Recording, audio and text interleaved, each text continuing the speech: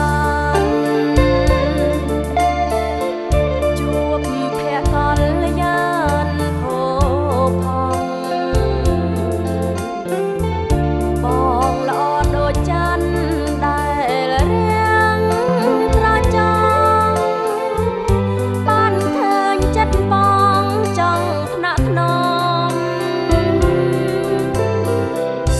ខ្ញុំស្រឡាញ់ស្មើរតីមិនរីនឹងខ្សែឡើយបងទោះមានរបងបាត់បាំងចិត្តចង់ក៏អូននៅចាំស្នេហ៍គ្រប់គ្រីអូនស្នេហ៍ស្និទ្ធលើ